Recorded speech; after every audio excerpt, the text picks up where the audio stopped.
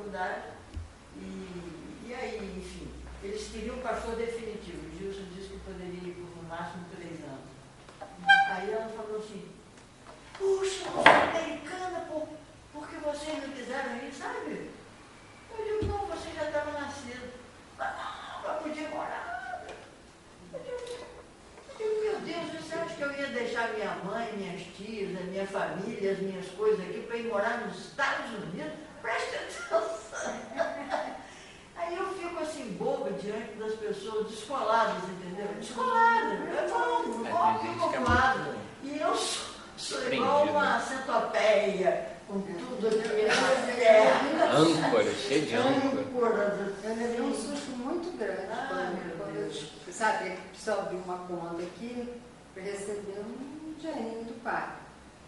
E aí teve que abrir uma conta de estrangeiro. Eu disse, meu filho, que é isso? Ele disse, eu já fiz a minha saída definitiva do Brasil. A gente sabe, né? Você deve saber que ele provavelmente está bem sucedido e que não deseja voltar. Mas isso é como se fosse uma, né? Facada. É uma facada que você recebe, assim, né? A ópera.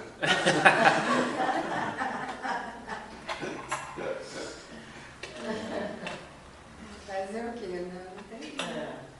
Vamos começar então? Vamos lá. Hoje é o nosso último encontro dessa série. Sobrevivemos até aqui, 12 encontros. Muito bem. São guerreiros. Você pulou algum?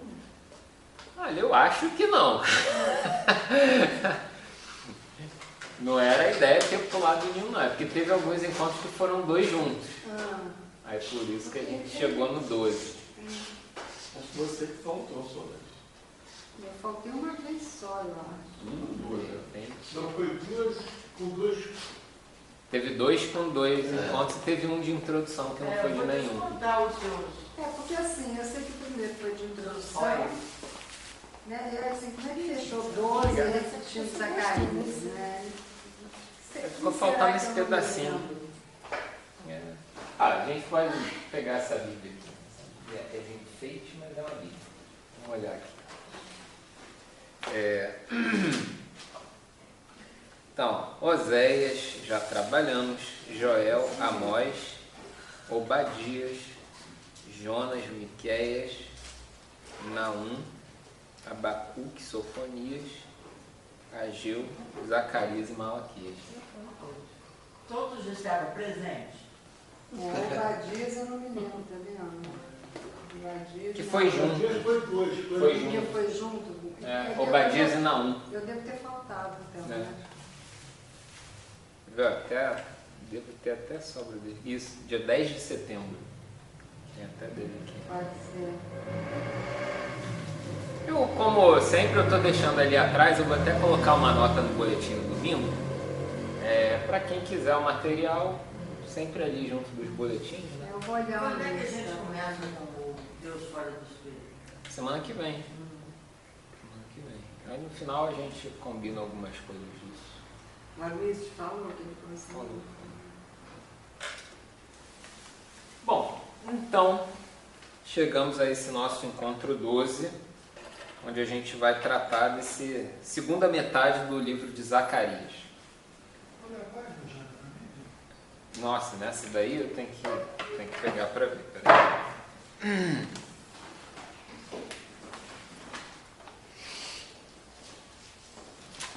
A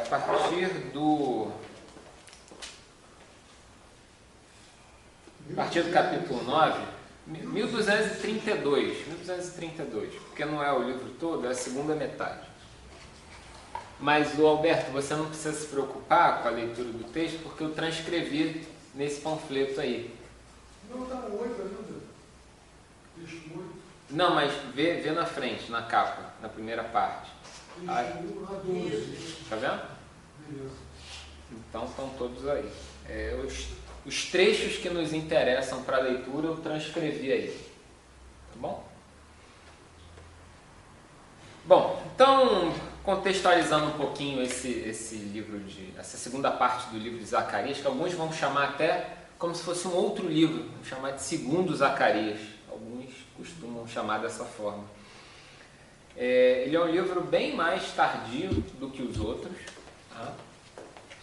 Tradicionalmente colocado no período da dominação grega, onde a gente tinha já um estabelecimento após os persas, né, dominarem a região ali da Judéia e uma boa parte do mundo conhecido. Os gregos assumiram o comando. Bom, iniciado com Alexandre. Alexandre, o que a gente conhece dos livros de história da escola, Alexandre o Grande. E ele foi um jovem que morreu cedo. A causa da morte não é muito clara, mas ele deixou o seu reinado um tanto quanto sem herdeiros, e o reino grego, o reino macedônio, foi dividido entre os seus 4 generais. Eu imagino uma briga de foice que não deve ter sido para estabelecer essa divisão. Tanto que uns ficaram com mais terra do que os outros. E foi um momento bastante curioso da construção da religiosidade e do desenvolvimento da espiritualidade dos judeus, porque junto, né, desse contato com o mundo grego começaram a aparecer novidades da própria reflexão. Do mundo persa, eles já tinham absorvido a ideia de um mal personificado, de uma disputa muito clara, quase personificada de fato, do bem contra o mal. E do mundo grego, que também tem algumas questões relacionadas com isso, mas talvez algo que tenha influenciado bastante eles nessa reflexão até o momento desse segundo Zacarias, sejam questões relacionadas com a influência. Diferentes aspectos de influência grega dentro da cultura hebraica. E ainda assim, elementos relacionados à imposição de cultura, imposição dessas influências, né? Deixando de ser uma influência, passando a ser uma imposição, onde o povo hebreu começa a ficar bastante incomodado. Às vezes parece que tem que abrir mão das suas identidades, das suas marcas e passar a absorver a fórceps elementos de outra cultura que traz outras reflexões e outra religiosidade. É no entorno do profeta Zacarias, principalmente desse segundo Zacarias, que começa a aparecer um movimento religioso, literário, que a gente pode chamar de apocalíptica. É uma sucessão do profetismo. O livro de Zacarias ele já tem muitos elementos dessa apocalíptica. Muitas imagens, muitas formas de se expressar. Vamos dizer, um estilo, né, literário, religioso, muito rico de imagens, muito colorido, às vezes um pouco surrealista, mas que surge no seu contexto como um grito pela sobrevivência diante de tantas ameaças às expressões de fé, à espiritualidade, à religião, onde um grito de libertação parece necessário novamente. Mas, em alguns aspectos, ele ainda mantém os pés firmes na profecia, mas começa a se moldar a novas formas de reflexão.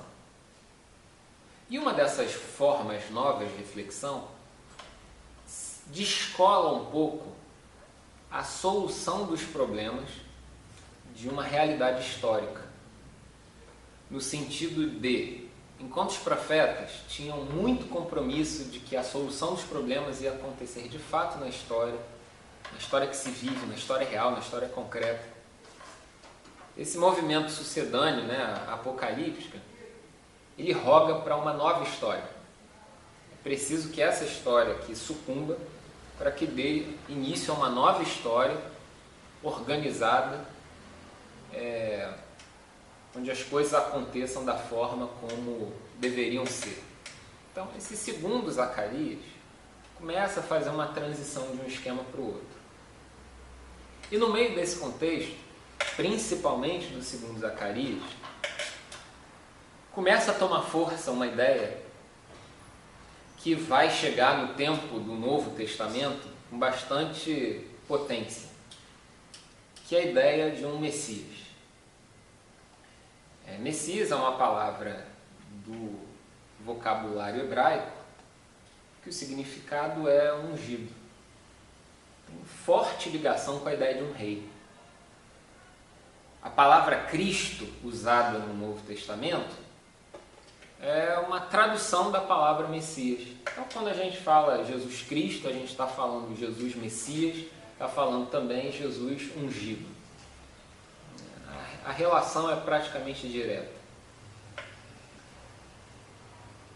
E esse ungido, ungido por Deus para dar conta da desordem do mundo, ele retoma alguns projetos do passado, como o projeto de Davi, o modelo de monarquia, mas também começa a trazer uma autonomia messiânica, com bastante novidade, onde se parece que a relação de Deus com a realidade é mais direta do que com esse intermediário e descendente de Davi.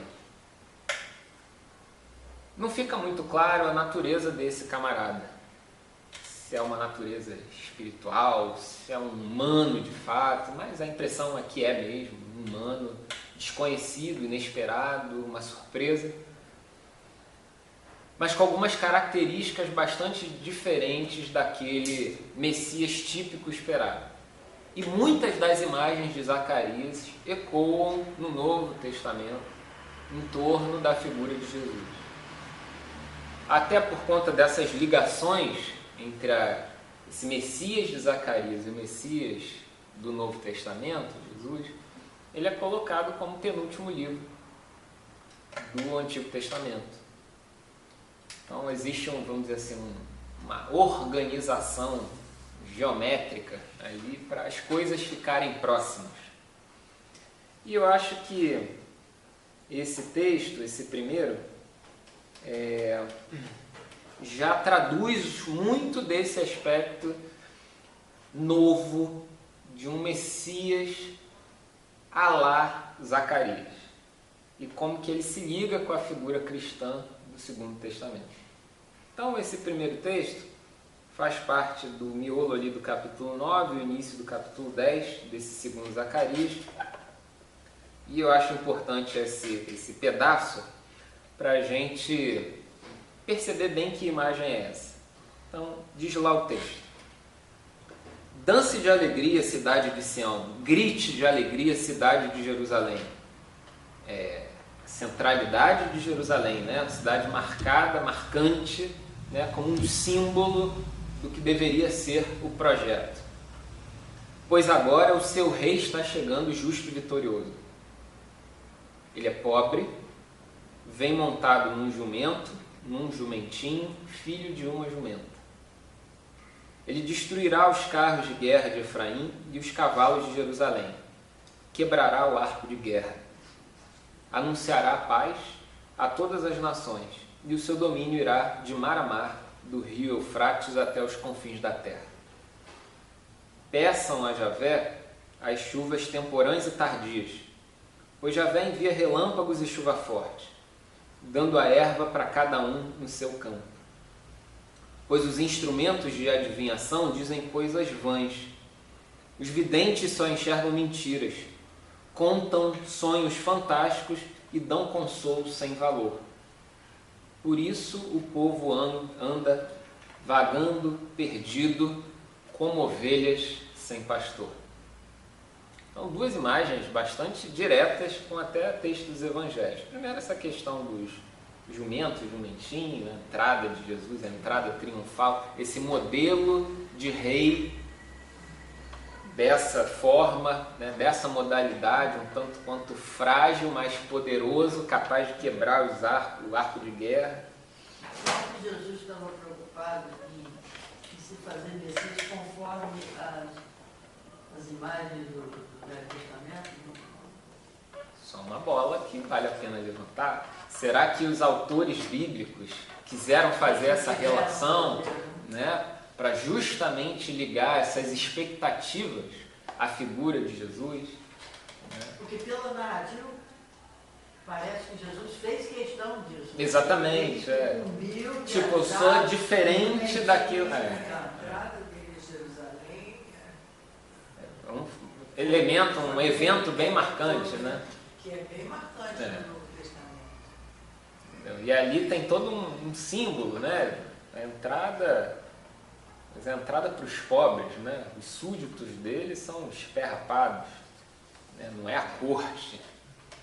A celebração, o triunfo dele não são cornetas douradas, não são sons de tambores, mas galhos de palmeira, folhas de palmeira E assim, e as um cara roupas. pobre que vem montado no jumentinho, Ele é pobre, vai destruir os né? carros de guerra, etc, pela paz, talvez, anunciará a paz, né? E depois esse segundo parágrafo, assim, que fala dos videntes, fala mal dos videntes, etc, não parece estar muito encaixado nesse primeiro parágrafo. Não. Não tem nada a ver com isso. Não, são dois parágrafos distintos, mas é engraçado que ele dá uma, vamos dizer assim, uma deixada de lado, uma afastada, até de algumas coisas relacionadas com o próprio movimento profético, né? Essas possibilidades de perceber os sonhos, os consolos sem valor, só enxergam mentiras e tal, como se ele começasse a se afastar desse movimento e chegando a algo que é bem interessante, falando, olha, por isso o povo anda vagando perdido como ovelhas sem pastor. Cena de Jesus contemplando Jerusalém, falando, parecem ovelhas sem pastor. Né? Então, ligações bem interessantes, né, que a gente observa nesse texto. Mas uma palavra que é marcante nessa segunda fase do profeta Zacarias, nesse segundo momento do livro, é a palavra Messias, a palavra ungido. Essa palavra tem um lugar especial nessa obra. E a gente precisa pensar esse conceito, trabalhar ele. Eu acho que ficou até interessante fechar essa nossa caminhada da profecia desembocando em um tema que até agora a gente não abordou, que é essa questão de uma expectativa, um messianismo. Se a gente parar para pensar um pouquinho, a figura de Messias clássica é uma pessoa, né? Não se espera um Messias alienígena, né? É uma pessoa. Talvez como o último fio de esperança na própria humanidade. Como se fosse o limite da humanidade, essa figura de um Messias capaz de resolver os problemas. A última aposta na humanidade. Precisamos de um Messias, precisamos de um de nós, maior do que nós, para dar um jeito nessa situação toda. E eu acho que, inclusive, isso tem bastante a ver com esse clima dos últimos anos até no nosso próprio país. Quando eu paro para olhar um pouco os discursos, as cenas, as cores, as vozes, os cheiros de tudo que nos cerca, parece que a gente está imerso em uma série de discursos messiânicos de diversas naturezas. Não aparece a palavra Messias, às vezes até aparece. Às vezes no próprio nome da criatura. Mas são formas diferentes que traduzem esse conceito. Essa aposta radical, essa aposta final, um pouco mágica, de resolver os problemas da nossa realidade. E eu não vou colocar absolutamente juízo de valor sobre diversos lados que aparecem na história, porque eu acho que o que aparece mais hoje é um clima de messianismo. independente do lado que nos encontremos, se é que é possível dizer que há lados, mas existe um clima de messianismo fervilhante. Como se a todo tempo nós esperássemos por uma revolução no bom sentido, uma reviravolta total, capaz de nos tirar da lama que nos encontramos. Mas isso assim, ainda existe, né? Porque Sim, eu digo bem do nosso tempo, né? Eu acho que é um discurso que atravessa gerações, são jovens e velhos, homens e mulheres, todos imersos numa espécie de expectativa messiânica. Isso tem um lado bom, isso tem um lado ruim. A gente pode fazer um exercício aqui de pensar um pouco essa questão. Mas é uma análise que eu, de maneira muito humilde, faço do nosso contexto. Se eu abro o Facebook, tentando pegar todas as vozes que ficam ali aparecendo à minha volta, parece que para todas essas vozes existe um núcleo que é uma espécie de messianismo moderno, messianismo do século XXI, que não vai colocar como a solução dos problemas a figura de um Jesus. Não é essa a questão. Mas é um clima de solução de problemas. Primeiro, um clima de problema e uma expectativa de solução para esses problemas de uma determinada forma. Um pouco divina, um pouco começando a se deslocar, a se distanciar da nossa realidade, mas ainda assim um clima de esperança, mal localizada, mas está ali. Parece que é algo que faz parte do nosso contexto. Como viver isso de maneira saudável, se é que é possível?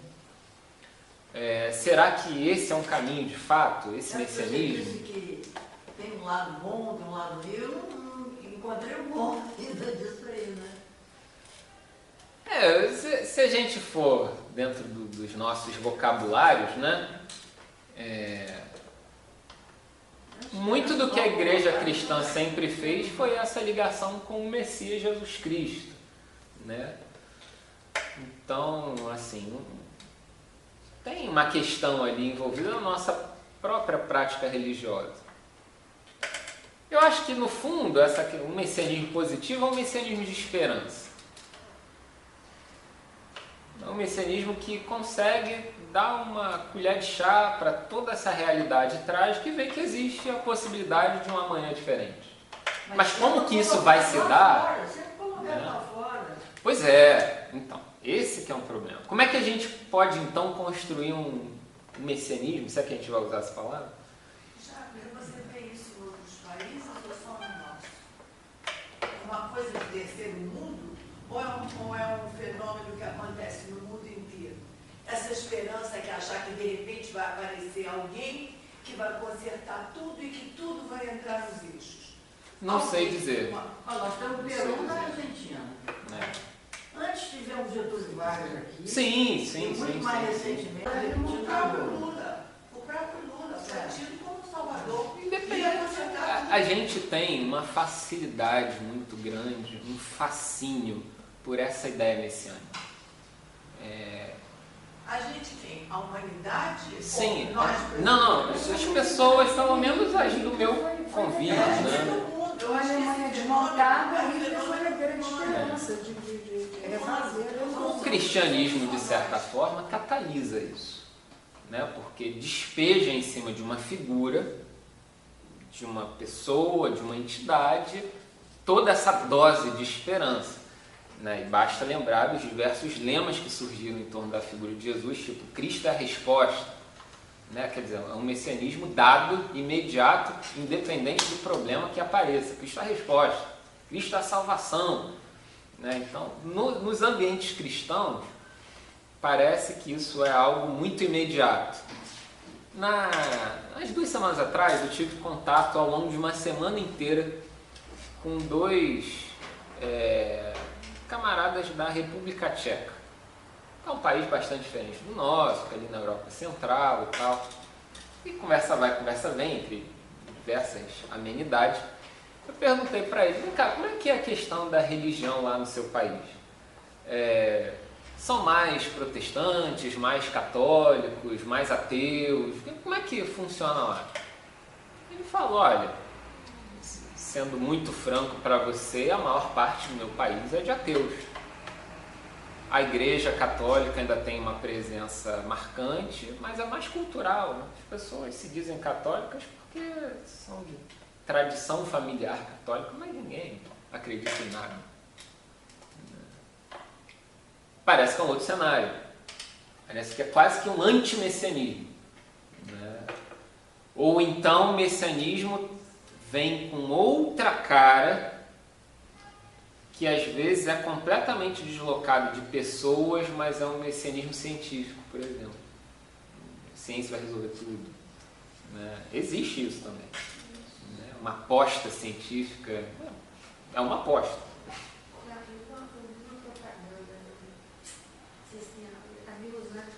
Mas eu vi uma propaganda na TV Record, que engraçado, a maneira como a pessoa estava vestida remetia a uma religião, entendeu?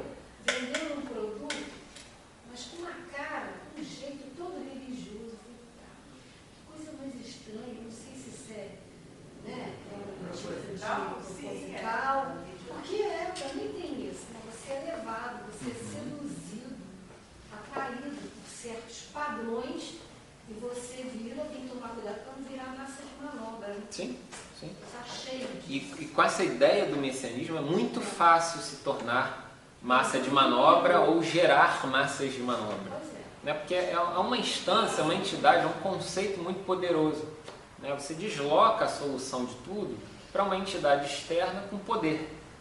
E aí você começa a depositar toda a sua confiança, e eu até diria toda a sua responsabilidade nessa figura externa que magicamente pode resolver todos os problemas da humanidade na nossa vida. Hoje você acha que todas as religiões aparece esse líder, né, essa figura? Que vem com ideias novas, que responde a muitas questões daquela época.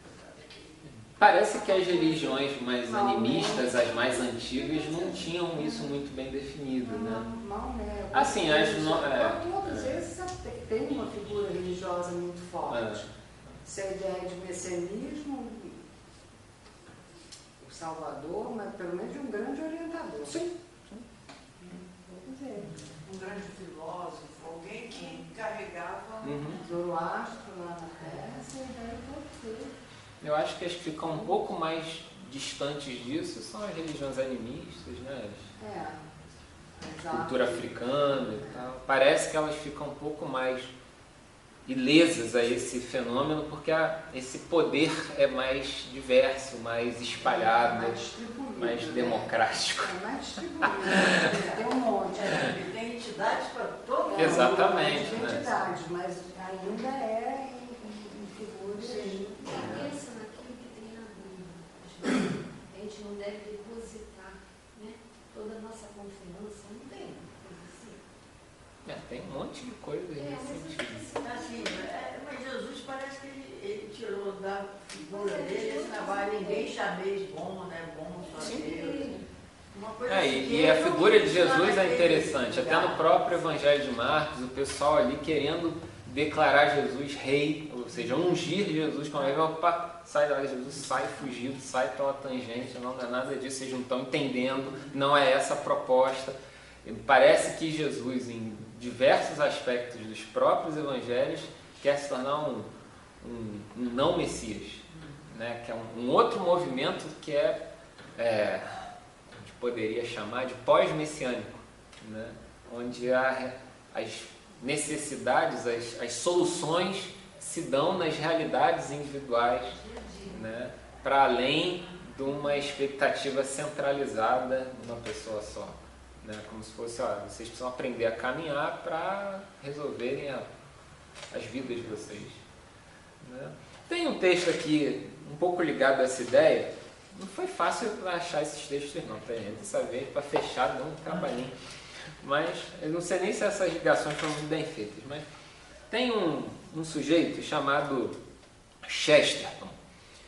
Ele teve sua obra literária por volta do início do século XX, muito ligado e muito resistente a um movimento cientificista do início do século XX, a algumas escolas literárias um tanto quanto ateias e tal, e ele se coloca como um posicionamento bastante firme de uma religiosidade ligada ao Cristo, muito intensa, mas de uma forma não muito convencional.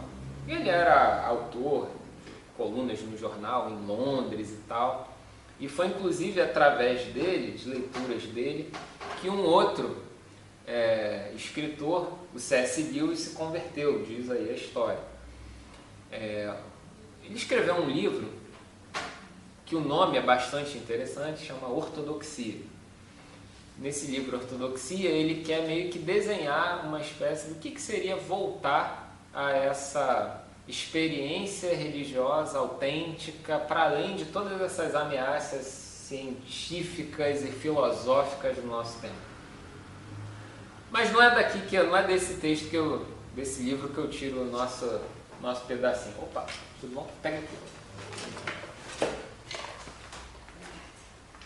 É de um outro livro chamado Homem Eterno, onde ele trabalha um pouco essa questão de um Messias, dessa religiosidade centrada em determinadas entidades e tal. E para mim foi um tanto quanto surpresa encontrar esse texto. Eu não esperava que o Chesterton fosse escrever dessa forma, dado o tom do que a gente vai ler aqui junto, né? Isso não é muito típico dele, mas ele acaba usando esse linguajar para tratar do assunto. Diz ele: aquilo que aqui chamamos de deuses poderia quase da mesma forma ser chamado de devaneios. Ele começa logo chutando a barraca.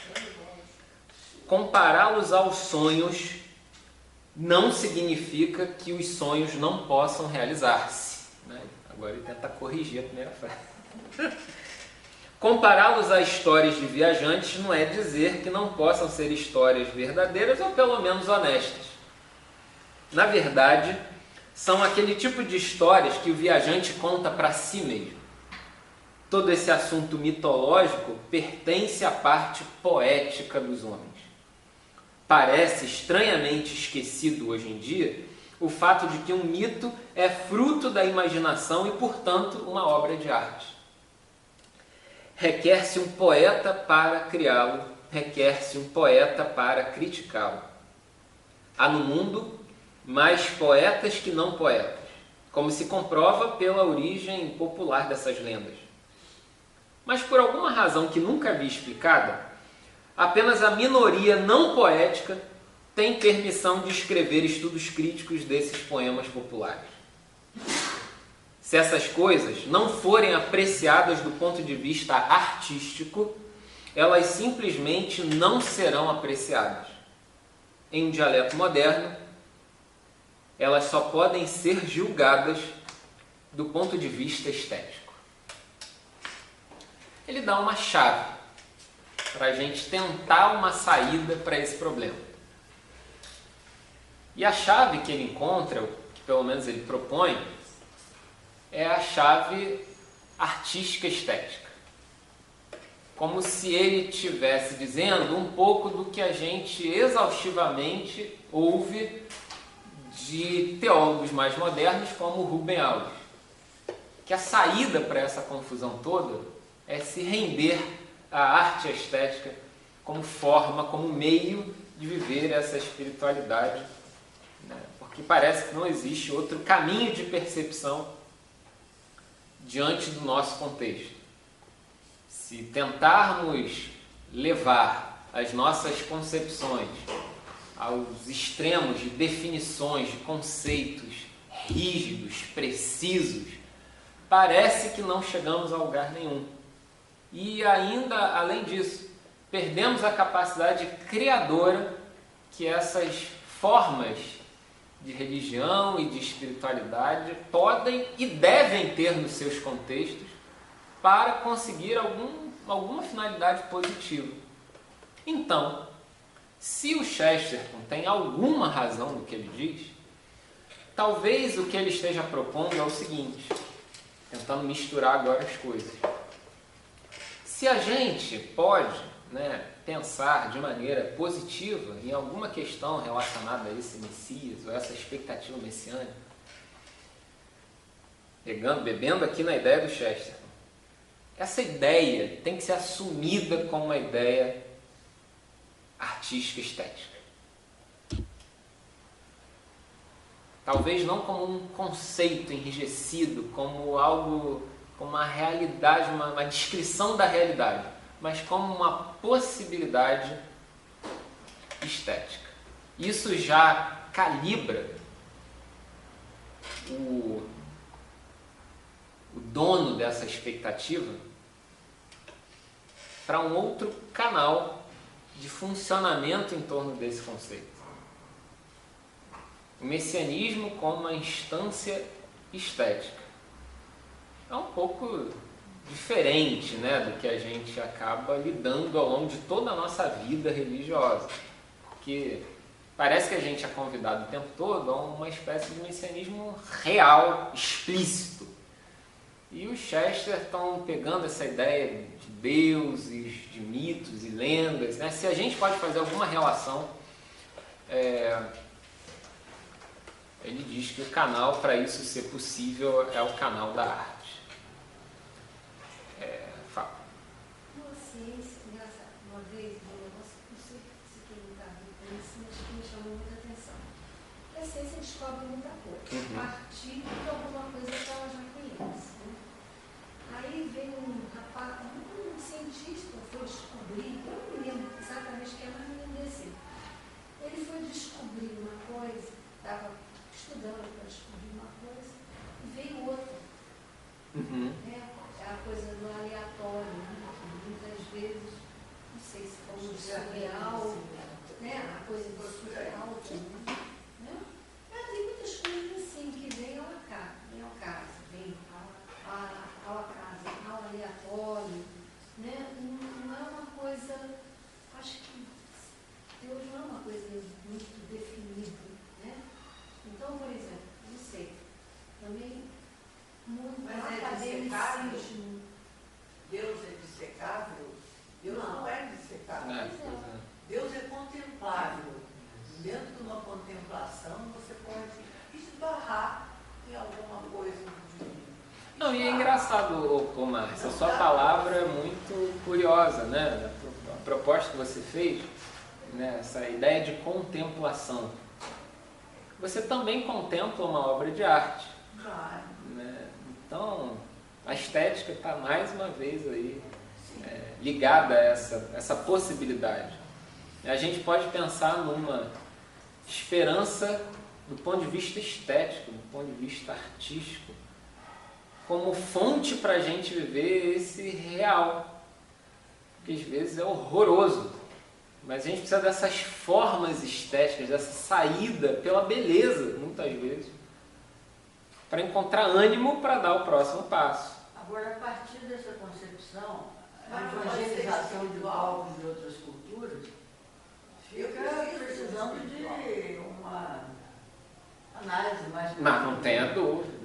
Porque você vai chegar, não, o meu mito que é o bom mito. Exatamente. Impor um boneco novo naquela parafernália toda. Os povos afro, etc. Vou dizer, olha, mas nada disso que vocês estão falando. Os bonecos de vocês servem para nada. O bom é o meu boneco. Então, agora, pera. Você fala assim do espírito se expressando em forma de arte, seria isso? Alguma coisa mais profunda que se expressa em forma de arte? Eu tenho muita dificuldade, Lúcia, de tentar definir essa questão, essa espiritualidade. Eu não vou saber dizer muito bem o que é isso. A gente está meio que tateando aqui, mas... O espírito também não é dissecável. Exatamente. Mas a gente sabe que... São até limites da nossa linguagem para tentar explicar um pouquinho essa nossa experiência ou essa nossa expectativa, Então, Os caminhos, são vários. Então, agora, tem uma certa beleza nisso tudo, né? Porque, por exemplo, se a gente vê se a gente pega essa cena que Zacarias está propondo, esse primeiro parágrafo, e ao invés de usar esse primeiro parágrafo como uma instância definidora, descritiva, realista, precisa, quase que matemática, de algum momento da realidade, e passar a dar a essa cena um caráter artístico, estético, parece que ela assume significados muito mais amplos e até mais profundos que vão para além das palavras. Ao invés de se esperar simplesmente a cena de alguém entrando com um jumento dentro de uma cidade, de alguém que é pobre, mas a gente pode explodir todos esses conceitos e pensar nisso de uma maneira tão mais rica, tão mais, com uma capacidade tão mais profunda de germinar as diferentes realidades que podem se inspirar num texto como esse, do que simplesmente tentar precisar uma data, uma pessoa, um fato que acaba, vamos dizer assim, colapsando ou encaixando numa cena descrita dessa forma. Pensar em elementos como esse no sentido de como que a pobreza pode ser a saída, como que pode ter esperança num pobre entrando num jumento, arruinando a guerra pela paz. Que raio de cena é essa? É surreal, né? A gente precisa de um Salvador Dalí para pintar uma cena dessa, né? Porque assim, parece que não faz muito sentido, mas ao mesmo tempo ela toma cores e formas e sons diferentes a cada momento da história. Ao mesmo tempo é a única possibilidade. Pois é, parece que é uma saída, ou uma única saída em diversos momentos. Eu só não vou dizer que é a única, eu não posso dizer de todas, né?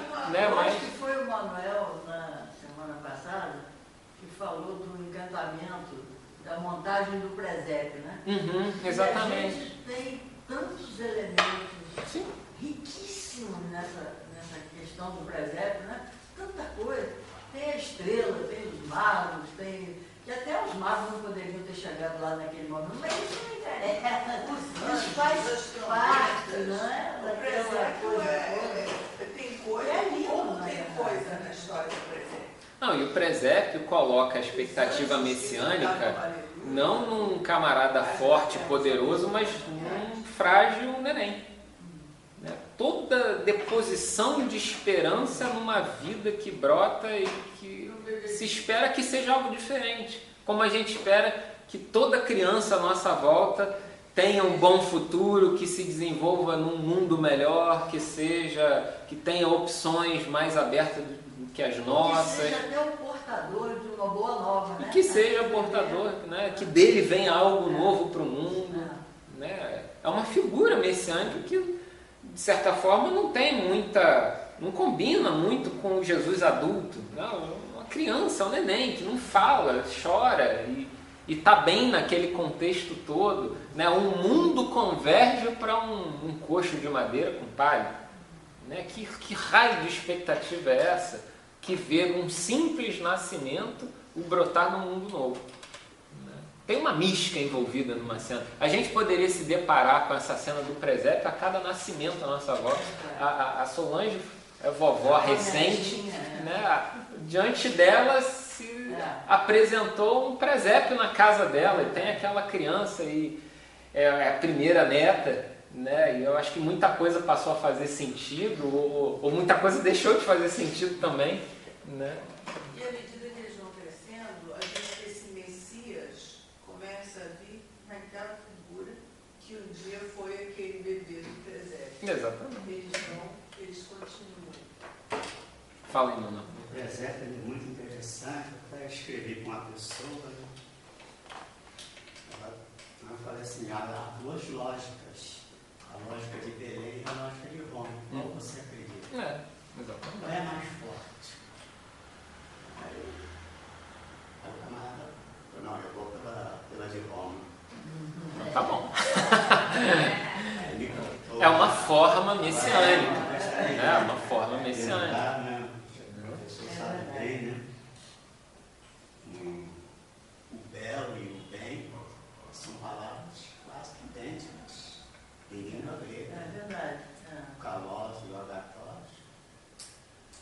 sabe quando é um. Aliás, o Calós define melhor. Né? O Calós é o belo, né? O Agatóis fica meio escondidinho lá, porque pode ver até que eu sou o pastor, o belo pastor. Aliás, me disse isso foi o pastor Bruno, não fui eu não, sabe? Mas eu guardei dele. É muito interessante como a beleza do universo, né? É a nossa vida, né? Como esse também é o bem. Né? O bem e o belo, não dá para separar muito isso aí, né? Nós até arrumamos palavras diferentes, mas elas, no final, mas aí a gente pode ir avançando mais, né? Mas o belo é o bem é a justiça, o bem é a ética, o bem é o cuidado. E estava lendo, né, muito, né, em Kant, que a religião, ela não se deriva da ética, certo? A religião não se deriva da ética, desculpa. A religião se deriva da ética, e não a ética que se deriva da religião. Primeiro veio a religião, depois a ética. Não.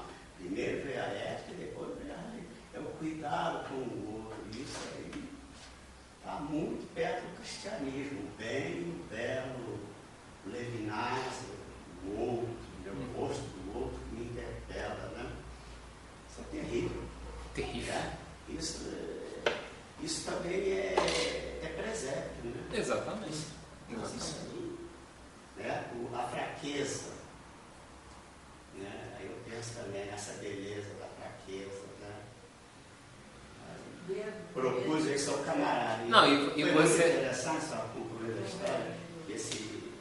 Eu respeito muito ele, foi muito bonita a tese dele, respondido a Marx. Ele andou a Freud, mostrou como é que o cristianismo estava respondendo esse pessoal todo.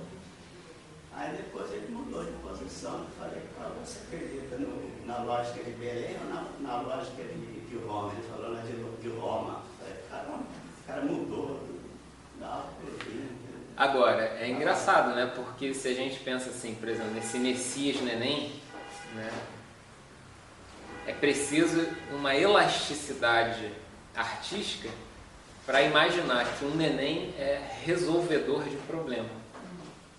Isso transgride a lógica racional. Aquilo é a foto, é a estampa, é a realidade da incapacidade de resolver problema. Aliás, um neném só gera problema, né? Mas não, é a... Né?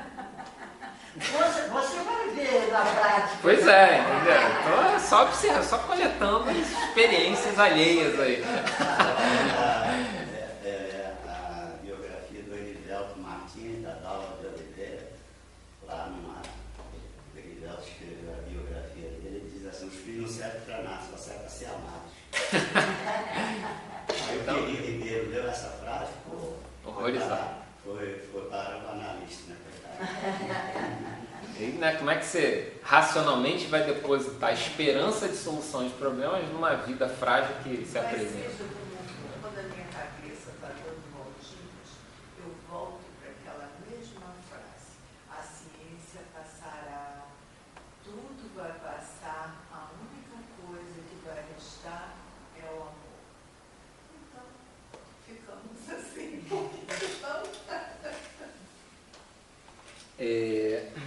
Deixa eu ver aqui. A continuação, né, do livro de Zacarias tem alguns outros elementos de crítica bem ligados ainda à tradição profética convencional. E esse texto 3, ele exalta um pouco desse aspecto.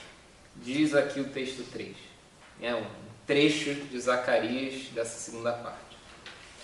Contra os pastores se inflama minha ira. Javé dos exércitos visitará o seu rebanho, a casa de Judá, e dela vai fazer o seu valente cavalo de guerra.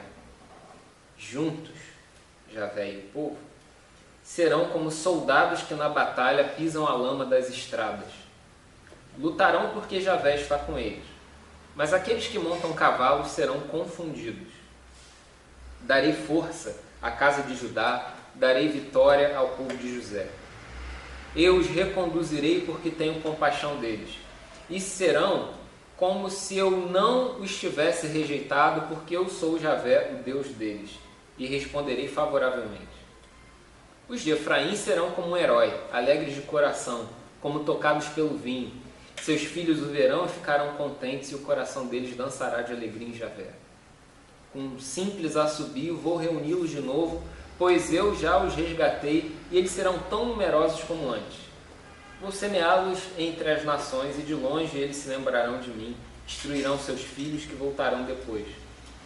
Vou trazê-los de volta da terra do Egito, vou ajuntá-los novamente da Assíria, vou levá-los para a terra de Galaade e do Líbano, onde não haverá para eles lugar suficiente. Eles passarão pelo mar estreito, Javé ferirá as ondas do mar, e o leito do rio Nilo ficará seco. Então será derrubado o orgulho da Síria e será afastado o cetro do Egito. Eu os tornarei heróis em Javé, e em nome dele marcharão. Oráculo de Javé. Javé me disse: pegue os apetrechos de um pastor insensato, pois eu farei aparecer nesse país um pastor que não se preocupa com a ovelha desaparecida, nem procura a que se extraviou, não cura machucado, nem sustenta a que está prenhe, come a carne das gordas e arranca até o casco delas.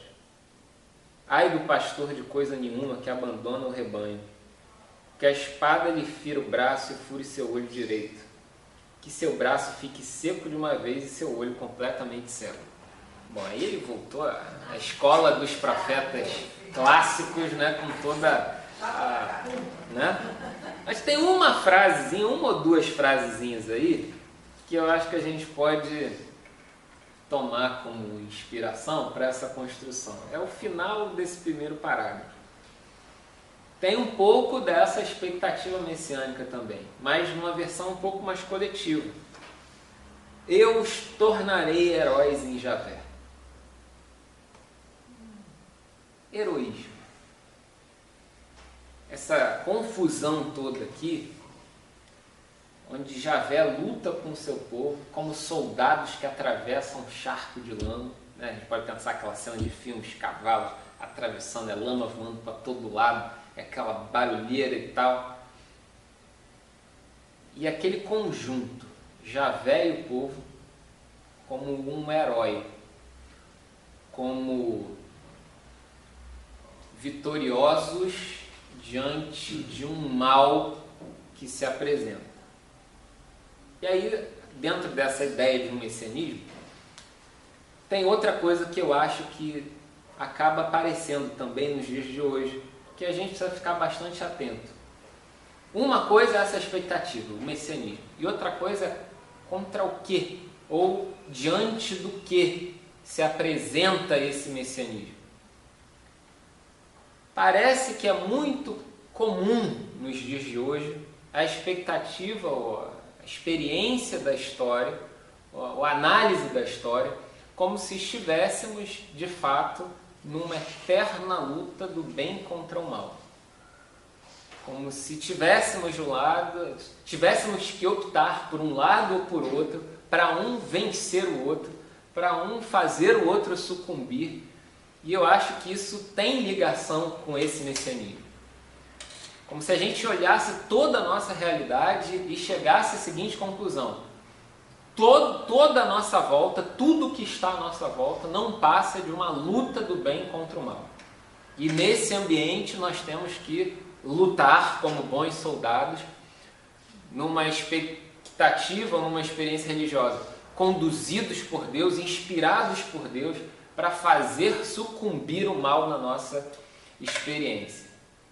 Parece que isso faz parte também desse nosso imaginário ainda moderno, que tem a ver com essas coisas messianistas. Fala aí, Marco, por favor. O problema, meu medo, minha angústia é que o mal é o outro. Sim, sem dúvida. Nós temos a experiência da Segunda Guerra Mundial, do nazismo. O mal é o outro. E fora isso, para além disso, Manuel, eu acho que isso acaba reduzindo muito da experiência humana a simplesmente preto e branco, 0 ou 1, sim e não. É tudo... Não é o que a gente ouve falar toda hora, até quando se fala dessas questões políticas, está polarizado. É um achando que o outro é o mal e o um achando que, né? Um falando do outro como se fosse de fato uma grande luta do bem contra o mal. E mesmo eu observei, né, agora contemporaneamente, que mesmo aqueles que se apresentam como Messias, por um lado ou do outro, eles não dão a mão assim, como se diz, a concórdia. Olha, vamos fazer, vamos restaurar. Não há isso, entendeu? Não há estendimento de mão, fica... Parece que o foco é a luta em si e não a solução. Né? Eu achei que assim, falei assim, então, saiu todo mundo derrotado. Já é uma, né? Mas eu acho que isso deriva um pouco, ou não sei se deriva seria uma palavra boa, mas isso e o messianismo parece que se alimentam mutuamente. Parece que uma ideia gosta muito da outra. A luta de um bem contra o mal e essa instância em que se deposita a esperança de solução, parece que isso é algo que, né, vai fazendo crescer uma ideia dentro da outra e isso começa a sair do controle. E assim, quando a gente encara essa perspectiva, esse ponto de vista, eu não sei, eu falo por mim, eu não consigo ver beleza nenhuma numa contemplação da realidade dessa forma. Antes, pelo contrário, eu só consigo ver destruição. Então, por exemplo, falando a polarização, são extremos, extremo de um lado, extremo do outro e tal. O que tem de positivo nisso? Porque são duas realidades messiânicas que estão se degladiando, tentando uma matar a outra, aniquilar a outra. E o que sobra disso tudo? Sobra ruínas, sobra despojos de guerra, sobra gente desesperada, sobra falta de esperança.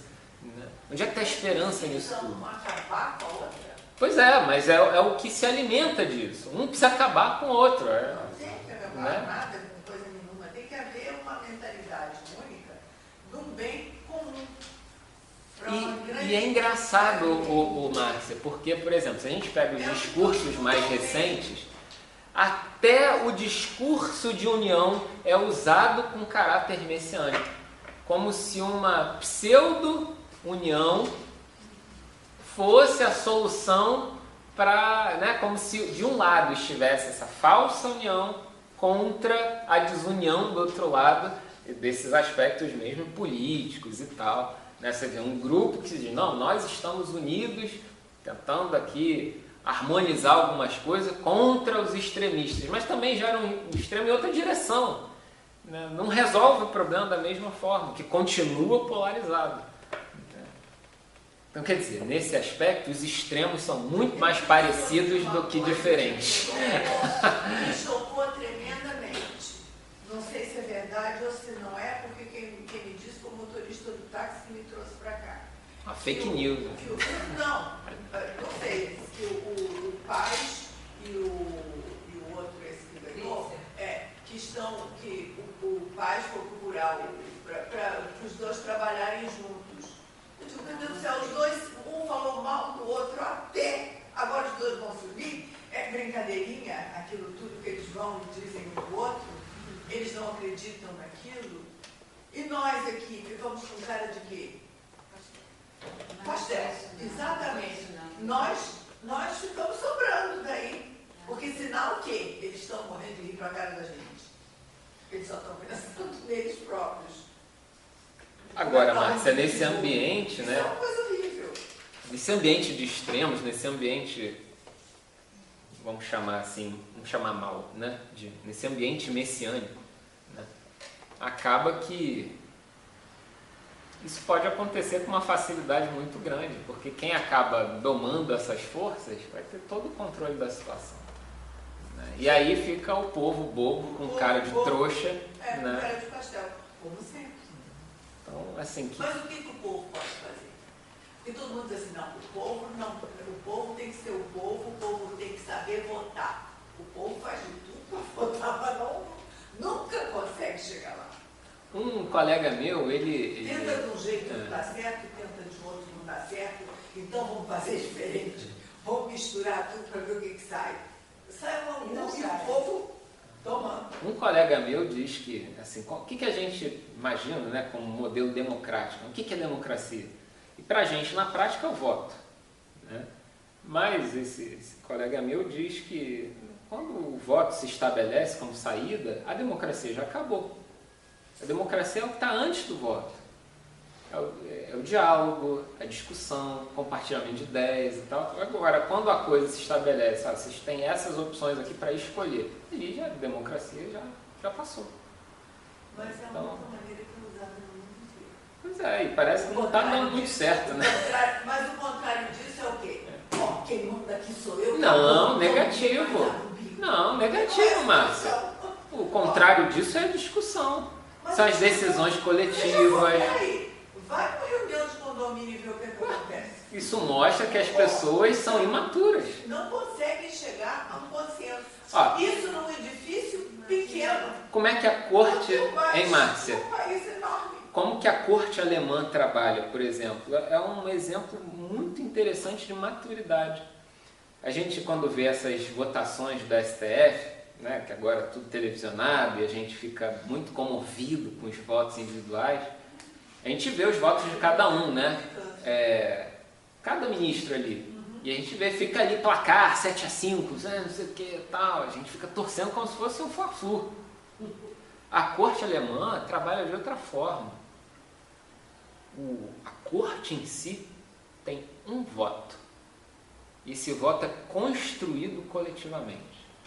Mesmo que A ou B pensem diferente, aquela foi a decisão colegiada. E é aquilo que se apresenta publicamente. Mas aquilo que se apresenta publicamente também foi resultado de votos. Não sei, pode ter sido discussão, de convencimento mútuo, porque as ideias... Vai haver uma unanimidade nunca. Mas, Márcia, a gente tem que acreditar na maturidade das pessoas. Que ideias erradas podem ser convencidas e convertidas pelo esclarecimento. Depois um libera aqui, outro libera ali. Porque tem coisa que é do âmbito da opinião e tem coisa que é do âmbito da descrição exata. Então não adianta eu sair daqui dizendo está chovendo lá fora. Se não está, não está. Não é questão de opinião. A minha opinião está chovendo. Não, mas eu acho que ainda vai chover. Aí é outra mas- coisa, não está chovendo. Mas é objetividade, maturidade, isso exige formação e tal. A gente não tem isso, definitivamente. Uma reunião de condomínio, como você mencionou, é o laboratório que mostra quão bárbaros nós somos. Você vai numa reunião de condomínio, todo mundo que mora naquele edifício, que supostamente convive... Tem interesse comum, tem né? interesse comum. Vai na reunião de condomínio, meu Deus... O cara não chega nem para dialogar, já chega com certeza. Então já morreu a democracia ali. Não tem democracia quando não há abertura. Então, quer dizer, esse esquema na prática não funciona. Então, o que a gente chama de democracia, na verdade, é um pouco fraudulento. Não é o espírito democrático de fato. Né? A gente tem uma pseudo-democracia, me engana que eu gosto e tal. Os criadores da democracia tinham democracia, porque lá a democracia era só para os iguais, quando eles criaram a democracia. Em que aspecto? Não entendi. Ué, os excluídos, Os mulher, excluídos ficavam de escravo, fora. né? Não Uma tinha- sociedade não tinha escravocrata.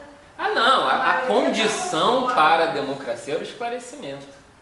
A condição para a democracia era o esclarecimento. É dali, dessa discussão, Mas que na vai Grécia surgir. Antiga, só quem tinha que ser esclarecido e que podia participar ali era só aquela nata. O cidadão, né? Os Os cidadãos, os outros nem cidadãos. Os outros nem cidadãos, Agora, não queiramos comparar 2.500 anos para trás com a nossa realidade. Sim, Né? mas é uma coisa que sempre Diga. meio relativa. Uma coisa que eu vi que eu achei muito interessante, um documentário, é uma cineasta brasileira, ela ganhou um prêmio sobre uma tentativa de reconciliação entre palestinos e judeus. Acho que acho que eu já coloquei isso aqui. É muito interessante. Eles pegaram um judeu, botaram de um lado e um palestino botaram do outro. Um olhando para a cara do outro. Aí um xingou o outro à vontade, que tinha matado a família, que tinha não sei o quê.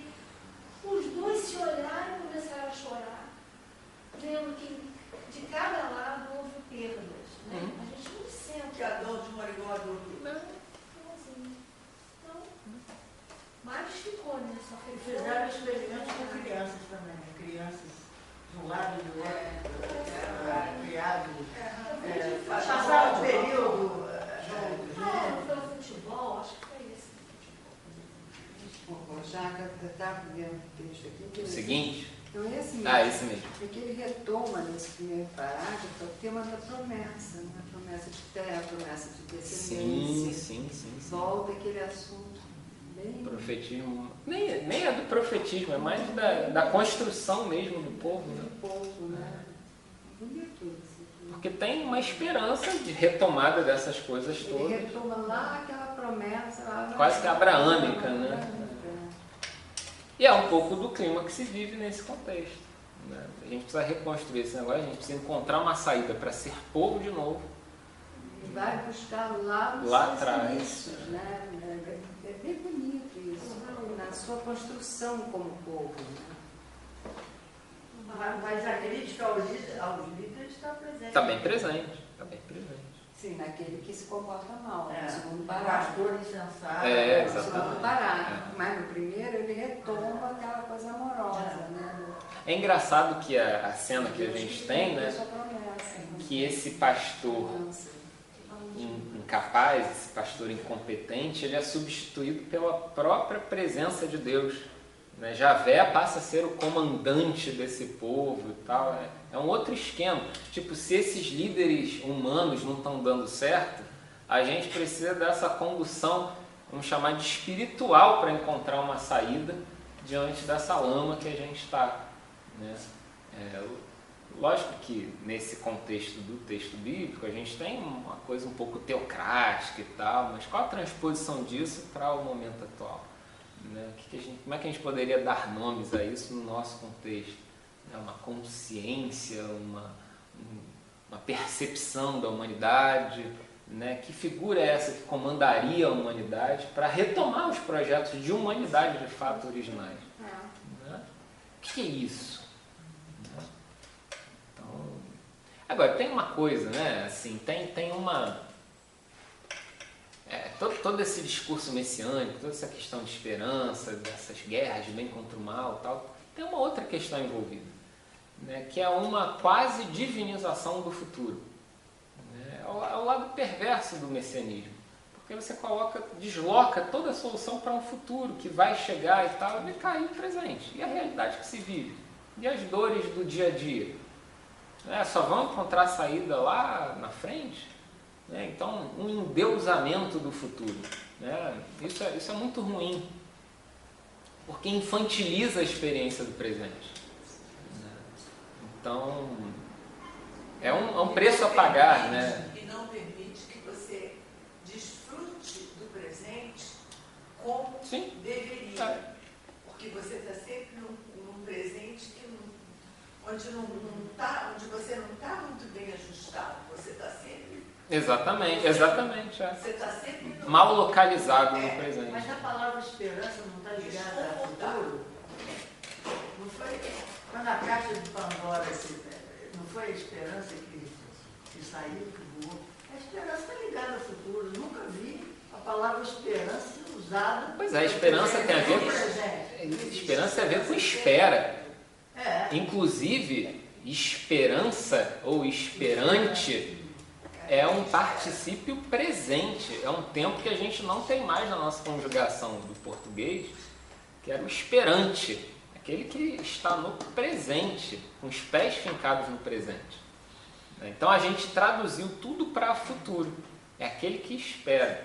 Agora, como que é a forma dessa espera é que a gente precisa analisar. Né? O que acabou acontecendo foi essa esperança se tornar um esperançalismo, que é quase uma religião desse futuro. Né? Qual é o Deus? O futuro. O futuro, né, resolverá a nossa vida. Ora, bom.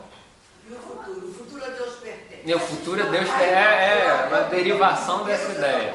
Como é que é a história da caixa de Pandora mesmo? Eu não lembro não, me ajudem aí. Sai tudo de ruim, por último sai a esperança. Não, mas a esperança foi a única, tipo assim, é o mal. É a última que morre. Ela é o mal, ela é o mal, ela é o mal. Ela é o mal. Porque a questão é o agora. Cabral, desculpa.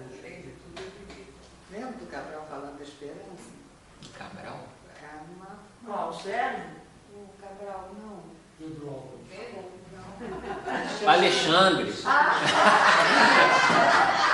Outro Cabral.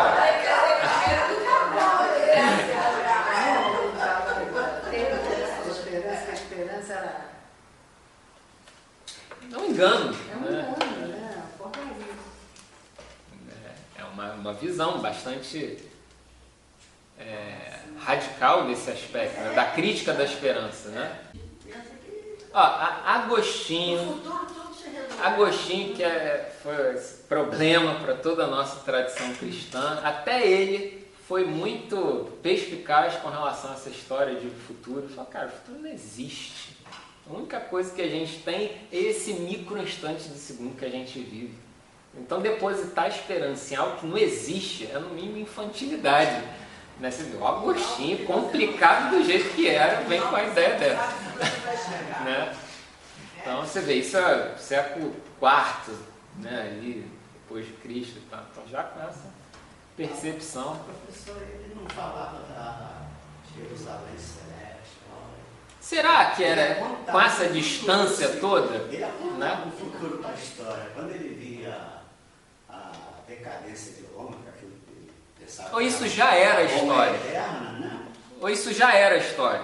E ele estava tentando apontar com esperança. Não parece. Será que era um simples apontamento? Ou já era algo experimentável? Né?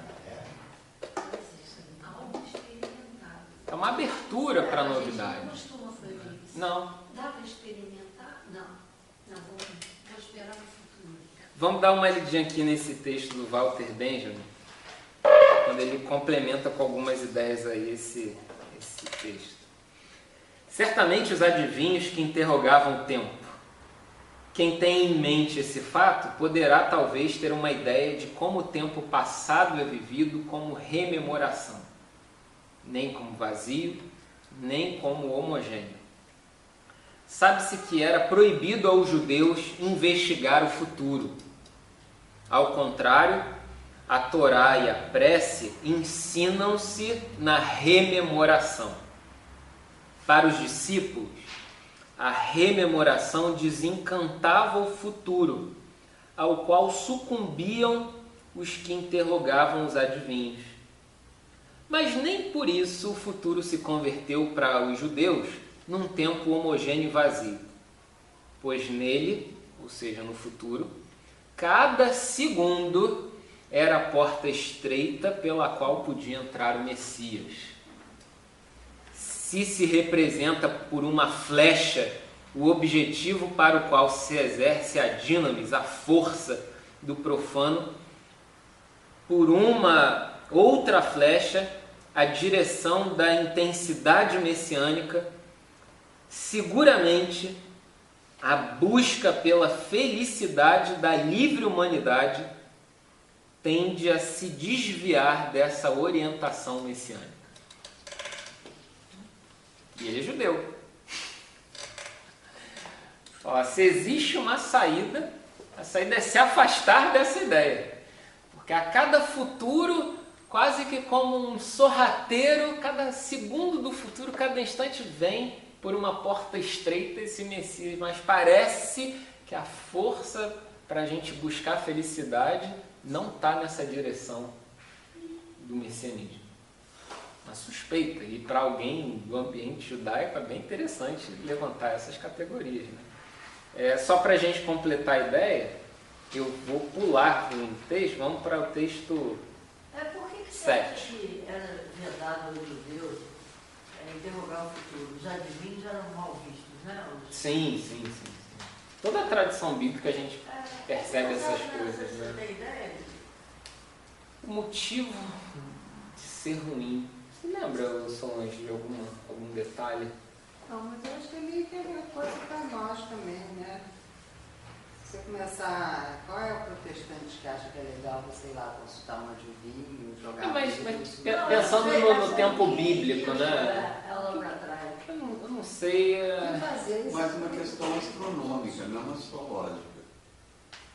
Não, sim, mas a pergunta da Gabi é por que no ambiente dos hebreus isso ficou com com uma visão tão negativa, sendo que era tão comum Inclusive, em todos os magos eram astrólogos. É, exatamente. E eles têm um papel importantíssimo. Você esculhambou tudo. Mas todos os reis daquela época tinham na sua corte os adivinhos, os que diziam que se aquilo era bom, se não era, se fazia guerra, se não fazia. Olha, Márcia, talvez você propôs um caminho interessante. Talvez a questão de adivinhar o futuro estivesse muito relacionada com o comércio do poder. Né? O acesso a esse futuro era baseado na grana. Então, pode ser. Daí a história do guru até hoje, né? História do? Do guru, Sim. todo mundo tem o seu guru. É. Pode ser que a distância tenha sido essa, né? O acesso a esse futuro não é democrático. Uma coisa entre aspas. política, né? De estar lá. Esse futuro você quase que compra. Manipulando Quero ver esses adivinhos. o governante. É, exatamente. Quero ver esses adivinhos num lugar que está passando bastante fome. É. Não, e outra, você Em África, sei lá. nesse javé que tem diversos símbolos, né? Como bandeira, como dos exércitos e tal, toda a esperança está centrada nessa figura. Né? Então colocar nessa instância do futuro, nessa jogatina com os deuses e tal, é um pouco, parece deslocar, né, dessa experiência que o povo hebreu tem. Mas é uma boa pergunta. Os hebreus são tão antipáticos com essa questão do futuro, já que todo o contexto é imerso nesse tipo de expectativa, né? Cabe a pesquisa, não saberia dizer com muita precisão. Não era deles a espera do Messias. Não era deles. Éramos lobistas. Mas até mas imagina, até o Manuel, no tempo do próprio Saul, Davi, que o rei estava ali, né? Então não tinha por que ter essa implicância, mas tem. Falar disso quando você não tem o rei, ok. Não, eles podiam não consultar os adivinhos, mas na consciência deles estava o Messias de tudo. Sim. Os profetas também cumprem um pouco essa questão. O presente para eles, É. o presente para eles não podia ser vivido, não era real, não era assim, era um sonho. E o sonho também pode ser real. Eu não vejo que eles tivessem grande recusa à consulta. Eles Mas tem viviam, várias passagens eles não, viviam Das pedras que mudam de cor, de não sei o que, né? Tem uma coisa das pedras que mudam de cor. A vidência em si não é algo bem visto, né? Até é proibido. É vedado mesmo, é uma coisa como uma maldição, ficar tentando ver o futuro. Né? mas os profetas também não falavam do futuro. Mas é diferente. Mas é diferente, O né? futuro como uma consequência do presente. É, Né? Vocês estão fazendo assim, vai dar nisso. Tudo que Né? pelos profetas poderia ser mudado. Não era aquela coisa, vai, Que que tá vai. acontecendo. é quase que um futuro lógico, né? Não, olha, se você continuar por esse caminho, você vai ver a maldição de Deus, vai vir sobre... Era assim que o profeta falava. Vai vir sobre você, porque assim... A apocalíptica tem esse apelo mais para o futuro, sem dúvida. E vai aparecer lua vermelha, de não sei o que e tal, tem uma ligação mais intensa com isso, sem dúvida. O profetismo acho que está... Vamos pedir a Jesus, e quando é que vai ser? Sei lá, vocês que se viram, vocês que inventaram isso. Texto 7 aqui, de Manuel Levinas. Aqui também é uma ideia bem interessante, já para a gente se encaminhando para o fim. E ele propõe o seguinte, num texto chamado Difícil Liberdade. Se devemos ser extremamente tímidos ao interpretar textos bíblicos, porque o Talmud, bem dentro da tradição judaica, já disse algo sobre eles, a audácia é permitida com os textos talmúdicos, que se dirigem imediatamente à nossa inteligência. Ele está falando, para interpretar a gente usa o filtro do Talmud, mas com relação ao Talmud a gente tem certa liberdade, porque estão diretamente ligados a nós. O texto de Jeremias 30, 21, onde se fala um pouco sobre uma ideia de um Messias, diz respeito a uma época em que a soberania retornará a Israel. O Messias é o príncipe que governa de uma maneira que não mais aliena a soberania de Israel. Ele é a interioridade absoluta do governo. Há uma interioridade mais radical do que aquela em que o si se orienta por si. Vamos falar, Messias é isso, é você se conduzir pelos próprios meios, pela própria razão. O Messias é o rei que não mais comanda a partir de fora. E aí vem a grande frase do Levinas. O Messias sou eu. Ser eu é ser Messias. É uma ideia bastante diferente das anteriores, onde não se faz uma crítica do Messias, mas define a própria essência individual como uma essência messiânica. Acabamos de ver, e aí é um parágrafo mais à frente, né, que o Messias é o homem justo que sofre, que assumiu o sentimento dos outros. Quem finalmente assume o sofrimento dos outros, senão o ser que diz eu? Todas as pessoas são Messias. O eu é aquele que prometeu a si mesmo que ele carregará toda a responsabilidade do mundo. O messianismo não é, portanto, a certeza da vinda de um homem que impede a história. É meu poder suportar o sofrimento de todos. É o momento em que reconheço esse poder e minha responsabilidade universal. O Messias chega apenas para aqueles que esperam. Também, como um judeu, propõe um messianismo individual, onde todos participamos de um messianismo radical, realista e necessário diante do mundo, onde todos se veem como essas instâncias suportadoras das dores e transformadoras da realidade. Ser eu é ser Messias. Quem é o autor do livro E a Serpente Não Descida por Nós? Ixi, eu tenho a foto da capa desse livro. Eu acho instigante o título, eu nunca É. vi esse livro. Mas... Eu acho que é o Harvey Cox. Eu acho que é ele. Eu é, acho que é ele. Porque realmente deixar que a serpente descida por nós É. uma tentação. Exatamente. É a tentação dos nossos dias. É. Né? O messianismo, se você quiser fazer um paralelo, uma extrapolação do sentido, como se o messianismo barato, né, brincando com o Bonhoeffer, o messianismo barato fosse essa falta de autonomia. E o messianismo precioso fosse assumir a personalidade, a pessoalidade nessa presença no mundo. Ser eu é ser Messias.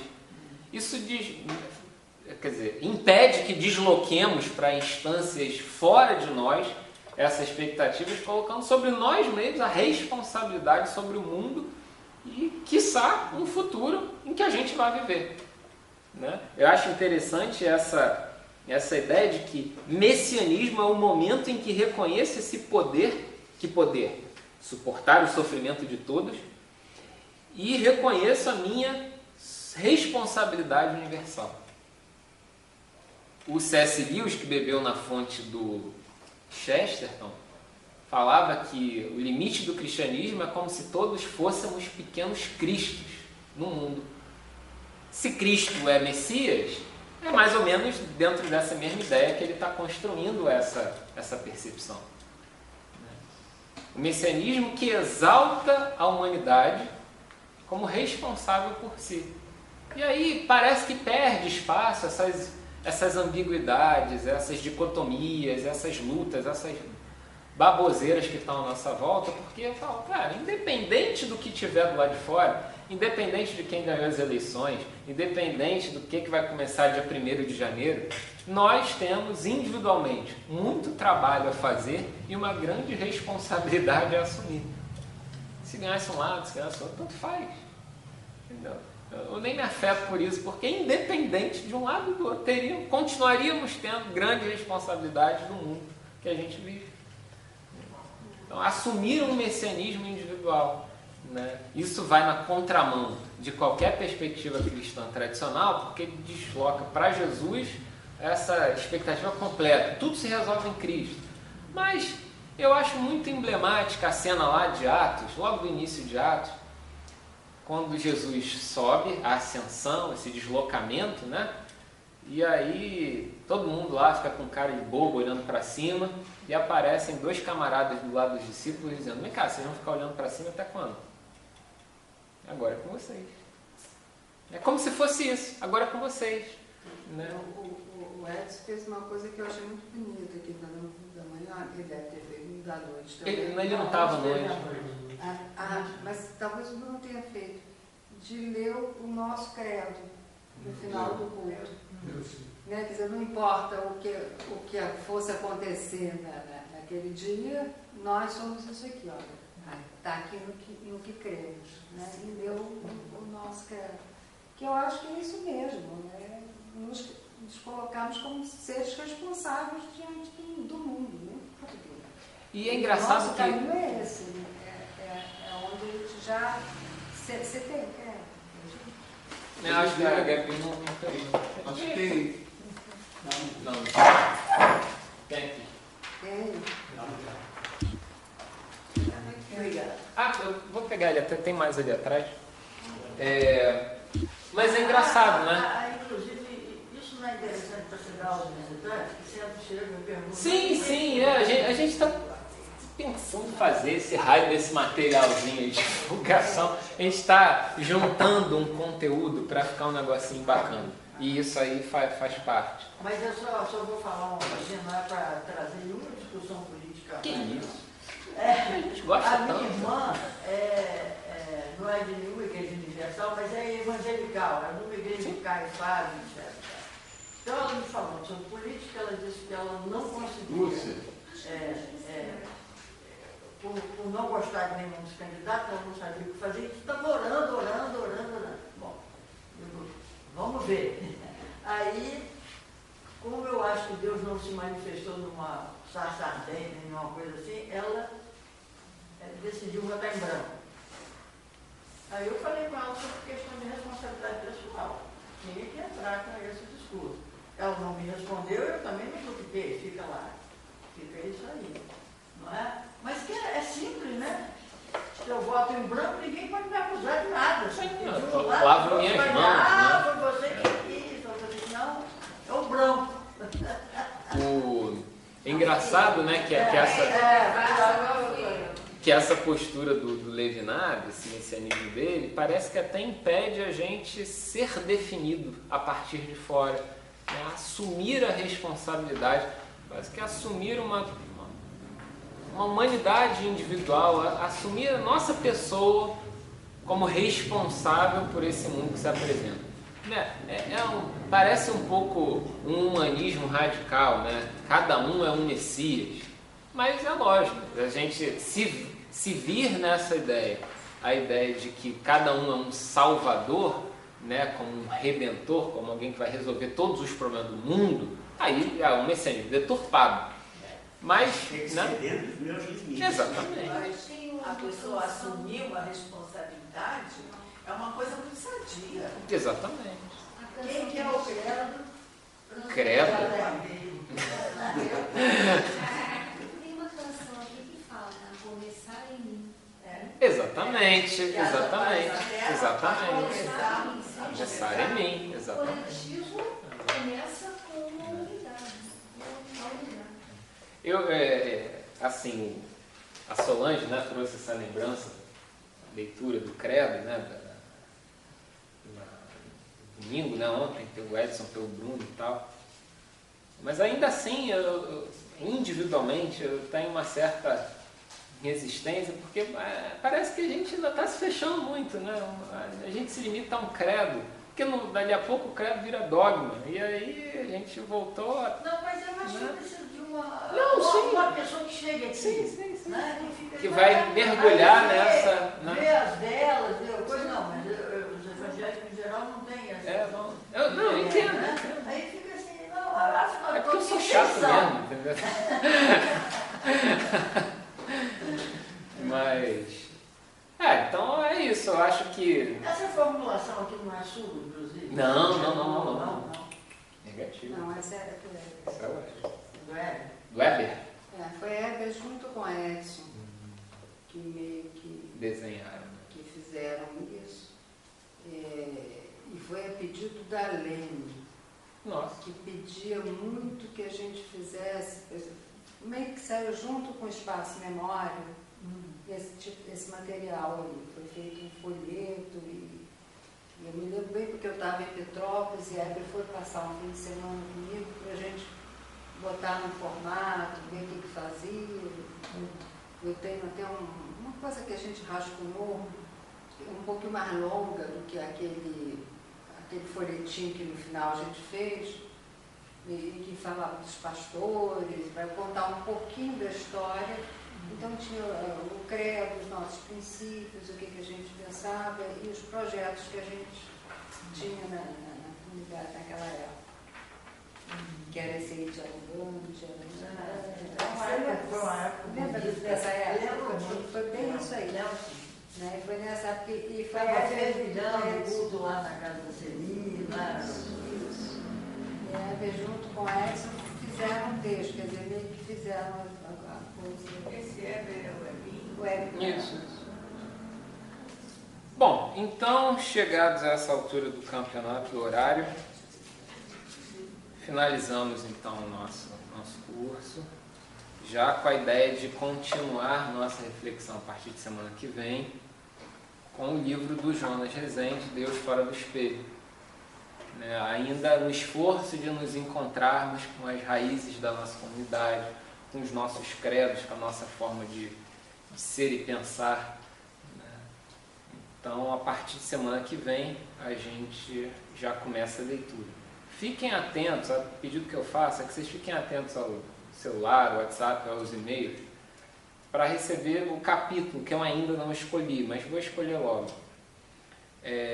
Assim como eu pretendo enviar, por conta de problemas de aquisição, atraso e tal, o capítulo, né, que a gente vai refletir. O Aloysio conseguiu algumas unidades. Então... Na internet ainda existem, disponíveis, vocês podem Mas pedir. não só tinha esses três. Tem a estante virtual, que é um sebo virtual, não viu, né? Lá deve ter também. A gente tentou de maneira um pouco imediata aqui na igreja, mas não foi muito viável, né? Consultamos ela, assim, como é que chama? Neusimar, mas ela tem um volume de cada, então ela disse que não tinha como ceder nada para a gente. A gente não vai ter tempo, né, ao longo do ano de trabalhar o livro todo, mas alguns capítulos, pelo menos, a gente vai trabalhar. Muita gente aqui da igreja deve ter. A gente consegue emprestado Talvez também. a gente consiga pedir emprestado. Eu nem tenho certeza absoluta se eu não tenho, ainda tem isso, porque a maior parte do meu livro está no Vassoura. E na dúvida eu fechei aqui com a Luísa. Então vamos ficar combinado assim, né? Semana que vem a gente continua.